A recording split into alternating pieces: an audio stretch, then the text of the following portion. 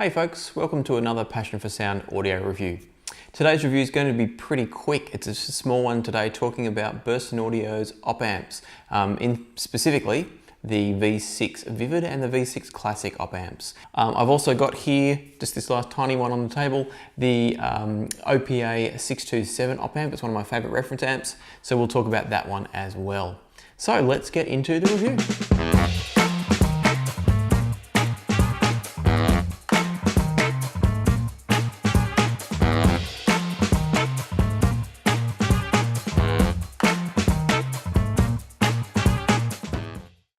Now when you order these from Burson Audio, what you're actually getting, you get this nice little plastic carry case. There's a foam cutout made specifically for the op amps in there, and they're just sitting snugly in the foam. If you buy a single one, you'll just get the same package, but there'll be a blank piece of foam in one side. You also get the little 8-pin adapter, which sits on the bottom there. Now I'm actually not sure why they provide that to us. It's not something I've needed. You've got 8 pins on the bottom of the op amp.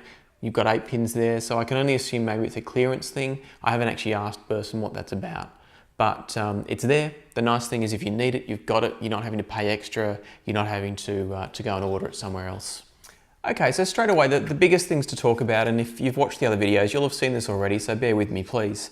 The op amps from Burson Audio are very large. Whether it's the V5i that I reviewed, which was probably about 2 and a bit times the size of a normal op amp, or when you start getting to the V6, these things are huge compared to a traditional op amp chip. So this is a traditional 8-pin op amp chip, and you can probably hardly see it from where you're looking there with the camera, but obviously next to the V6 it becomes really clear just how big a difference there is in size.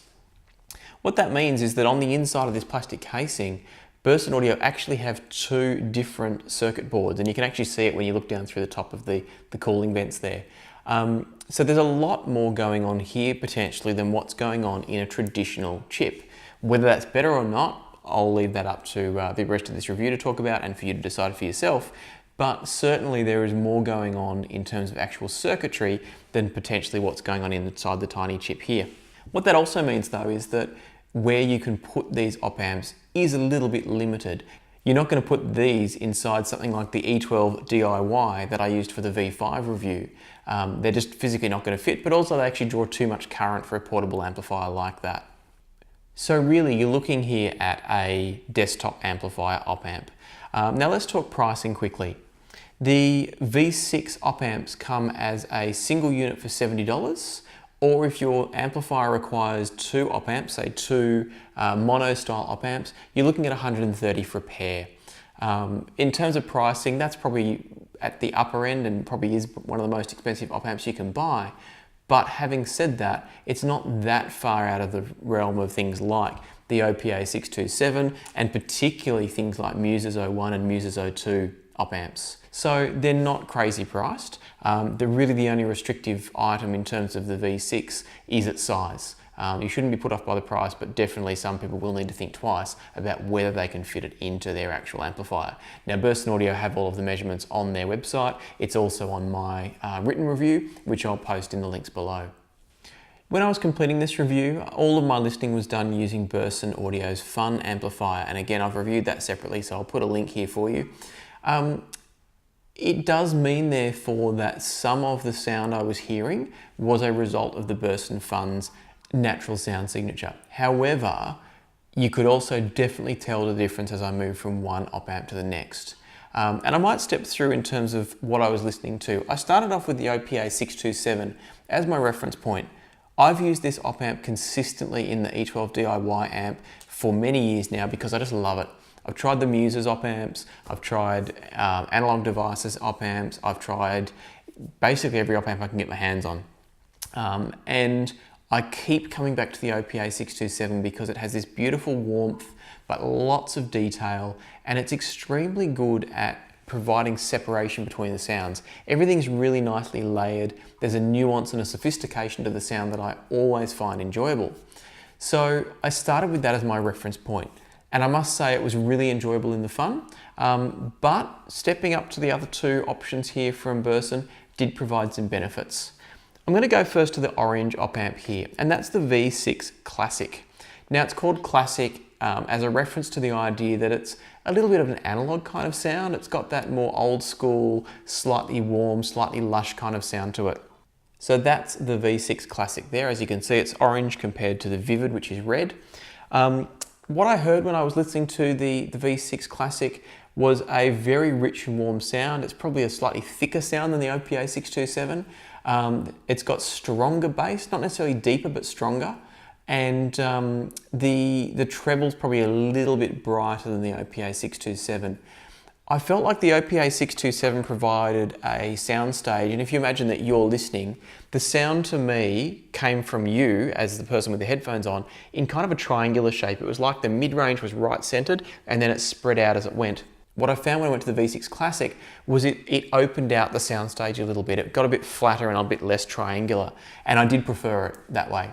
Overall, whether I prefer the V6 Classic or OPA 627 is a bit of a tough call. I think I probably err slightly towards the OPA 627.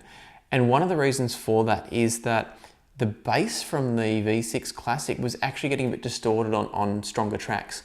Now, when I say distorted, I don't know if that means it was clipping, if it was overemphasizing the bass, maybe it was just a bit loose on the heavy tracks. I'm really not quite sure what was going on, but the end result was I didn't enjoy it as much as the OPA 627. I did want to go back and put the 627 back in there each time. It's not to say that the V6 Classic is not a good sound, and depending on what you're listening to, particularly if you're listening to something acoustic, if you've got mostly vocals, say acoustic guitars, maybe classical, it would be a really beautiful op amp to use. But if you're getting into anything that's got a bit of heavier bass, I think at the time I was listening to the new album from Muse, and so that electronic bass that was in the new Muse album was really pushing the limits of what the V6 Classic seemed comfortable with. So at that point, I took out the V6 Classics and jumped over to the V6 Vivid. Now these are amazing. Again, they're not a huge, massive upgrade from something like the OPA 627, but again, we're talking about one of the best op amps on the market for many, many years. What I found with the V6 Vivid was that it was giving me everything that the OPA 627 was giving, but better. The detail in the treble is a little bit better. It's got a little bit more sparkle than the 627, which can be a little bit warm and a little bit kind of veiled or rolled off at times, probably rolled off more so than veiled. So it was improving that treble, it was giving me plenty of detail, the bass was still excellent, everything you could want essentially was in just the right place using the Vivid. It's still probably slightly on the warmer side of neutral, so if you're used to listening to something very clean, very neutral, putting the V6 op amps, whether it's the Vivid or the Classic in there, is going to probably warm it up a little bit compared to what you're used to. For me, it's a very musical sound, particularly if we're talking about the Vivid. It's a very down the line kind of approach. It's not boosting the bass significantly, it's not rolling off the treble, but it's probably a touch to the side of musical compared to something that's truly analytical.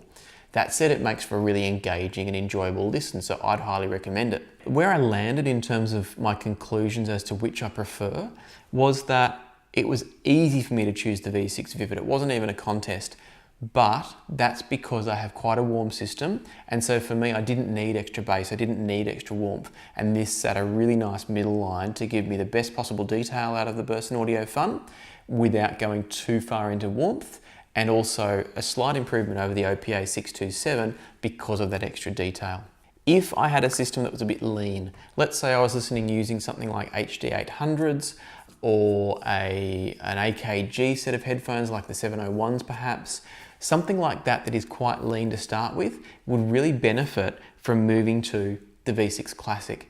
And that's one of the nice things about the op amp offerings from Burson Audio, is you can actually choose the op amp based on the sound that you need for your system. Looking for beautiful detail, crisp, clean, engaging sound, you choose the Vivid.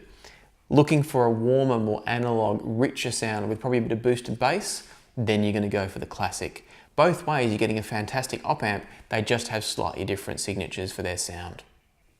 Whether or not you choose these over other op amps on the market, like say the MUSES01, MUSES02 or OPA 627, is really going to come down to personal taste. The nice thing is that you can buy all of them if you want to. The MUSES01 and the MUSES02, I haven't compared directly to these because they're a different format of op amp and I've only got one of them, whereas I need two for the fun. The Muses, in my experience, are probably going to be closer to something like the Vivid, whereas the OPA 627 is more like the Classic. And again, that depends on which Muses you're looking at, because the 01 and the 02 have their own sound signature as well. So do look into those separately. I'd recommend trying all of them, get an amp like the Fun, roll the op amps through and choose what you like the most. It's a really fun experience to go through, and you might even be able to pick up some second-hand ones on the market if you don't want to pay full price. But do be careful of fakes if you're buying things like the Muses, the traditional 8-pin chips. I'm not aware that there's fakes around of the Burson audio, but it's probably worth being doubly sure of these things. Now, one final point that I'd like to mention, and I'm not sure what's going on here, I haven't spoken to Burson about this as yet. The V6 Classics fit really snugly into the 8-pin sockets on the Fun. They also fit really snugly into the adapter. However, the Vivid op amps are very, very loose in the 8-pin adapter. And they're also very loose in the Fun sockets. What that makes me wonder is if there's been a change of design, if this was a random one-off, or if something strange is going on. It's a really minor concern because there are things you can do, like you can bend the pins slightly to make sure they're making good contact.